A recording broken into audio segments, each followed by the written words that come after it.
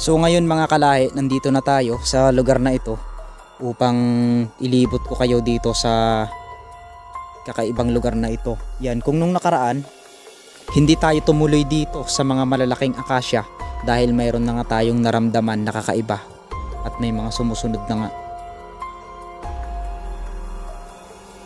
Ano yun? Mga kalahi, may nagtawag ng pangalan ko dito. Sabi niya sa akin kalahi. Kaya ngayon, ito na naman yung aking nararamdaman dito sa lugar na ito. Medyo kakaiba. Pangalawang beses ko nang binlog itong lugar na ito dahil nga sa request din ng ating mga subscriber. Ayun nga, narinig ko dito ang pangalan ko na ang sabi ay kalahi. Hindi ko alam kung anong ibig niyang sabihin. Parang may umiiyak dito.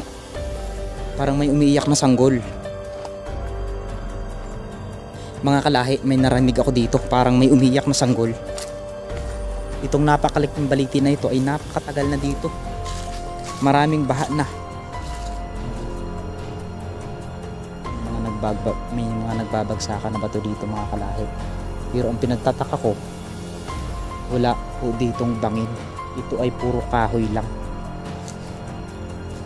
Nandito tayo sa isang lugar na kung tawagin sa amin ay ang Bugtong Ayo. So mga kalahi, ngayong araw ay pupuntahan natin ang isang misteryosong lugar dito sa dulo ng lugar na ito, na mayroon nga daw nag-aabang na babaeng nakaputi dito sa dulo ng Bugtong Ayo na ito. Ngunit nandito na tayo ngayon mga kalahi sa mismong Bugtong Ayo at wala naman tayong kakaibang nararamdaman dito, na pinaniniwalaan din sa aming isang maliit na lugar at marami ditong naliligaw at hindi natin alam kung ano nga ba yung dahilan. Maraming nagtatanong din kung bakit nga ba ito ay napaka-misteryosong lugar, dahil kung natatandaan nyo, ang lugar na ito ay isa rin sa lugar na na-ere ko na noon sa ating channel. Ngunit sa kasamaang palad ay maraming negatibong comment akong narinig, dahil sabi nila sa akin ay hinahayaan ko lang daw yung mga kakaibang nilalang na tumitingin lang sa akin at hindi ko lang pinapansin. Kaya ngayong araw ay samahan nyo ako upang puntahan yung malalaking akasya na pinaniniwalaan sa amin na dulo ng Biringan.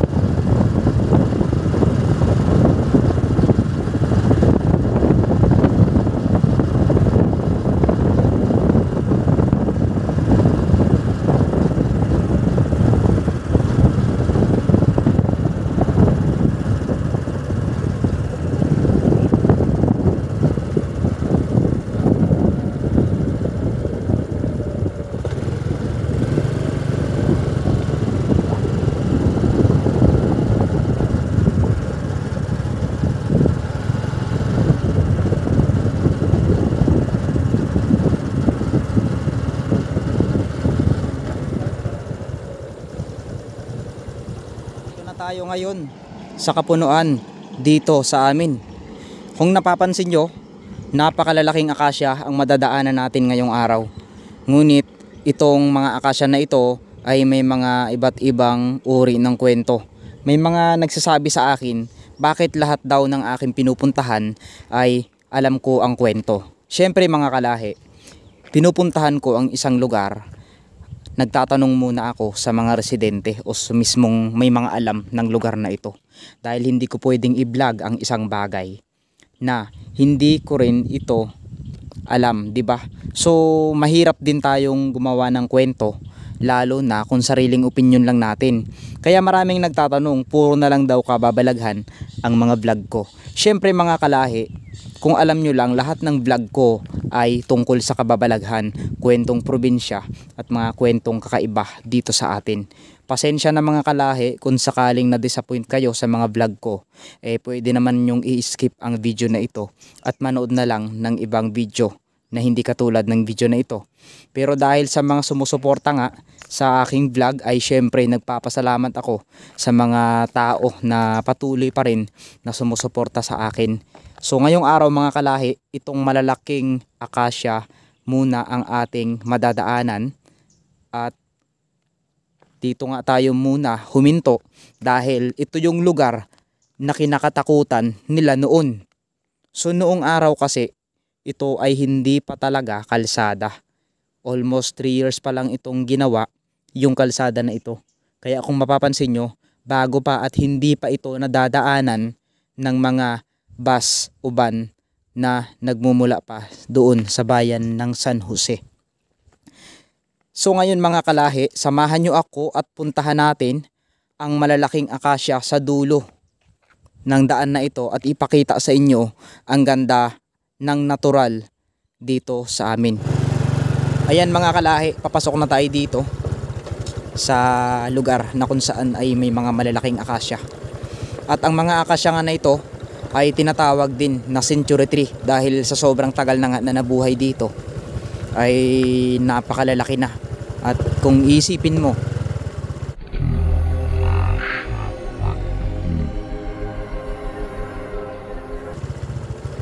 kahit siguro 3 tao yung yumakap o 4 na tao ay hindi ito basta-basta mayayakap. Yan, kung matatandaan nyo na ang lugar na ito ay napakariit. Dito ko rin huling nakita yung babaeng sumunod sa akin na tila may gustong sasabihin. Kaya ngayon, mag-isa ko ulit itong pinuntahan at lakas loob ko itong binlog dahil sa mga nag-request din sa atin na puntahan ko daw ang lugar na ito ulit at i-vlog. Ayan, so ito na ngayon yung itsura niya. Medyo naging malinis na ang lugar na to.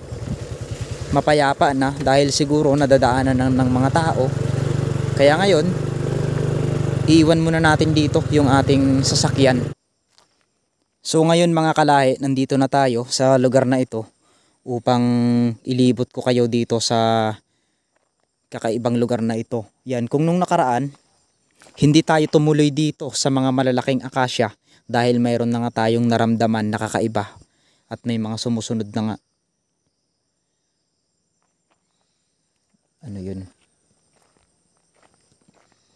Mga kalahi, may nagtawag ng pangalan ko dito. Ang sabi niya sa akin, kalahi. Kaya ngayon, ito na naman yung aking nararamdaman dito sa lugar na ito. Medyo kakaiba. Pangalawang beses ko nang binlog itong lugar na ito dahil nga sa request din ng ating mga subscriber. Ayun nga, narinig ko dito ang pangalan ko na ang sabi ay kalahi. Hindi ko alam kung anong ibig niyang sabihin. So, isang lalaki na boses ang narinig ko dito.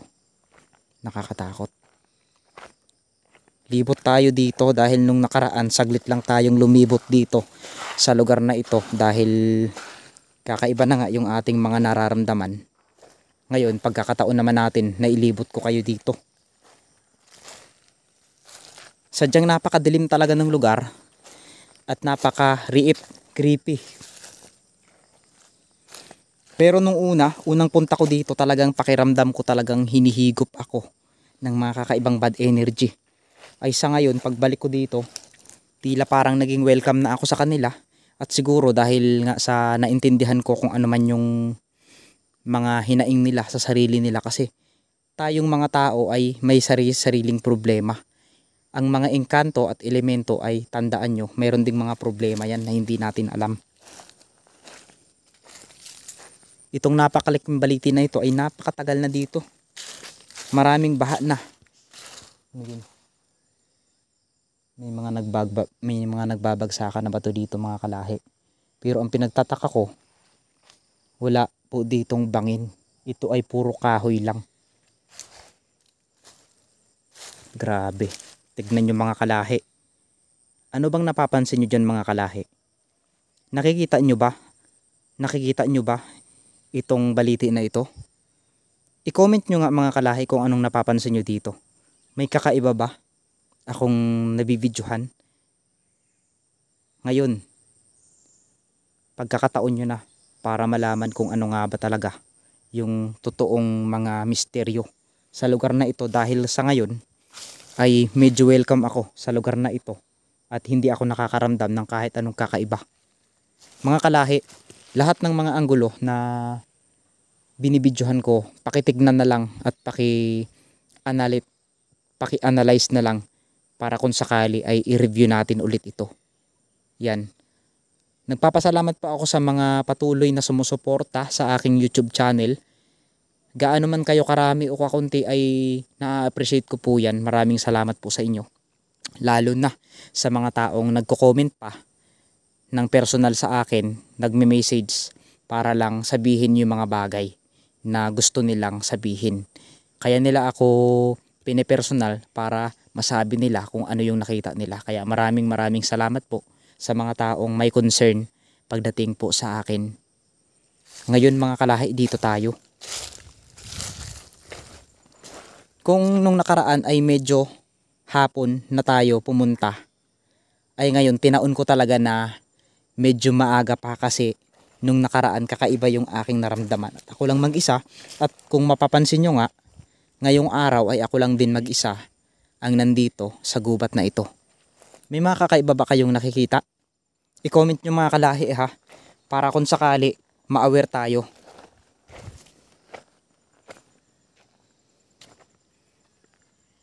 Parang may umiiyak dito. Parang may umiiyak na sanggol. Mga kalahi, may narinig ako dito. Parang may umiiyak na sanggol. Mga kalahi, parang may umiiyak na sanggol dito. Narinig ko. Ano yun? Putsang ina. Parang may sumusunod sa akin. Gagi.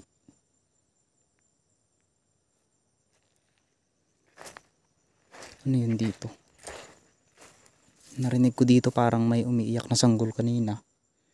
Oh my god, mga kalahi, mayroon tayo ditong nakita. Aro yun, yun. Oh my god, nagulat ako. May mga nagtatrabaho kasi doon sa kabila.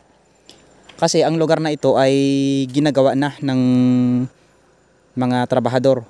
Ito ay lulusot na dito sa Kalintaan, itong kalsada na to. Mga kalahi, alam nyo ba na sa loob lang ng ilang taon ay ilang beses lang mamunga ang mga kawayan? Pero mga kalahi, i-comment nyo nga kung pwede ba ito o maganda ba itong gawing agimat o anting-anting yung bunga ng kawayan o bulaklak ng kawayan. Marami kasing nagsasabi, marami din akong nababasa na swerte daw ang mga bunga o bulaklak ng kawayan. Kaya ngayong araw ay may nakita akong bulaklak ng kawayan na dito sa gitna ng kagubatan na ito. Napakarami mga kalahi. Baka gusto nyong humingi sa akin, i-comment nyo lang para kukunan ko kayo, at kung sakaling kaya nating ipadala ay ipapadala namin sa inyo yan. Yan. So bihirang pagkakataon lang ang makakita tayo ng mga bulaklak ng kawayan na ganito. So ngayon mga kalahi, dako na tayo sa ating main vlog ngayong araw. Pupunta tayo sa malalaking akasya dito sa amin na pinaniniwalaang tirahan ng mga elemento. Medyo kinakabahan ako kasi sa unang pagkakataon ay papasukin ko yung malalaking akasya na ito. Kinakabahan ako. Grabe. Yan, maraming salamat po sa nag-request ng video na ito. Ayan, sa walang sawang pag-comment sa mga vlog ko, ay wag po kayong mag-alala. At palagi namin kayong pagbibigyan sa lahat ng mga gusto nyo. Yan. So, nandito na tayo ngayon sa gitna ng gubat, at tila pakiramdam ko ay tirahan talaga ng mga elemento o engkanto ang lugar na ito. Dahil kung mapapansin nyo, so yan mga kalahi, para malaman nyo kung gaano nga ba kalaki itong akasya na ito, ay ipapakita ko sa inyo.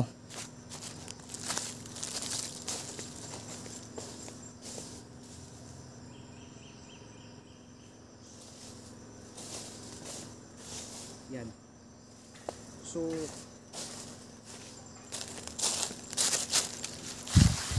Ganun siya kalaki mga kalahi. Kung personal nyo itong makita, ay talagang mamamangha kayo sa sobrang laki ng akasya na ito.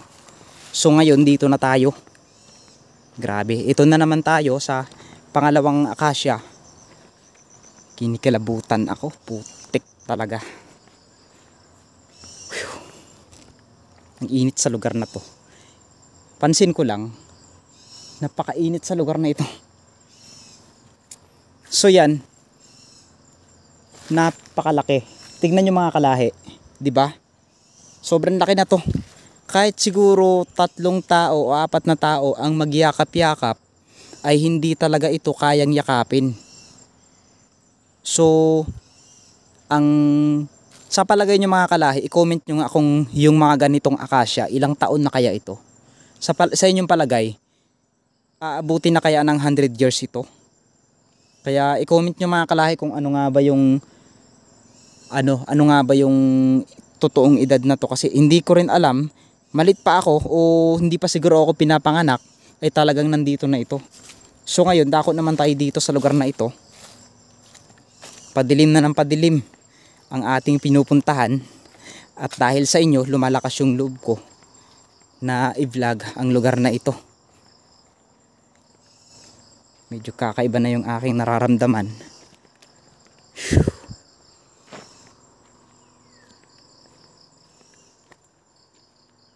Napakatahimik. Wala kayong ibang maririnig dito kung hindi ang huni ng mga ibon.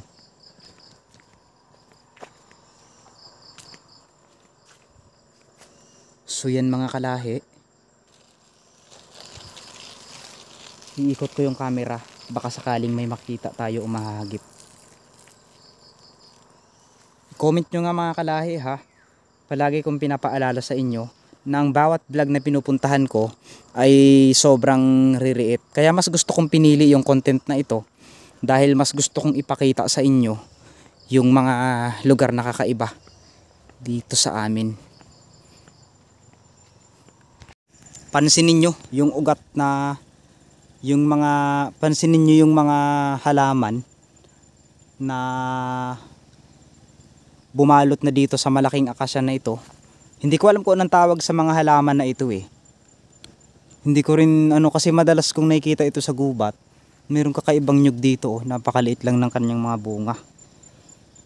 Ayun parang nyug na nabuhay sa gubat pero napakataas. Ayun. Naga-vlog lang ako, binablog ko itong mga malalaking kahoy. Saan ka galing kuya? Ito yung cross ranch no. Ito yung sige kuya. Ingat. Tayo pinanggalingan ni kuya. Ayan.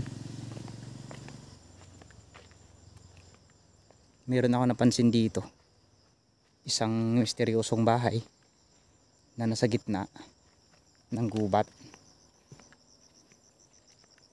Ayan mayroon ditong bahay mga kalahi. Yan. So susunod na natin na vlog, puntahan natin tong lugar na ito. So ngayon mga kalahi, balik na tayo. At buti na lang may nakasalubong tayong tao na pinuntahan pa itong lugar na ito dahil dito talaga sila dumadaan. So yun mga kalahi, salamat sa patuloy na suporta nyo. Sana maging maayos ang kalagayan nyo. Sana walang magkakasakit sa atin. Yun, mag-iingat kayo palagi kung saan man kayong dako ng mundo. Kung anong oras nyo man ito napapanood. Ay yan, syempre dahil dyan sa vlog natin, maraming salamat sa nag-comment ha. Kung sino ka man, hindi na kita natandaan, pero ang sabi mo kasi na balikan ko itong lugar na ito at alamin ko yung mga ibang akasya, kasi noong nakaraan ay hindi ko talaga ito napuntahan. So ang lugar na ito hindi ko talaga siya na puntahan dahil nakakapangilabot. Yun nga eh. So malamang sa malamang mga kalahi, pagtapos ng vlog ko na ito, makakaramdam naman ako ng mga kakaiba makakakita na naman ako ng mga kakaibang nilalang. Kasi nga, pagtapos ng vlog ko, yun yung palatandaan ko na panigurado talaga na mayroon akong mararamdaman. Pero kung mayroon man akong nararamdaman, siguro maraming salamat mga kalahi. Kung saan man kayong dakaw ng mundo, mag-iingat kayo and God bless.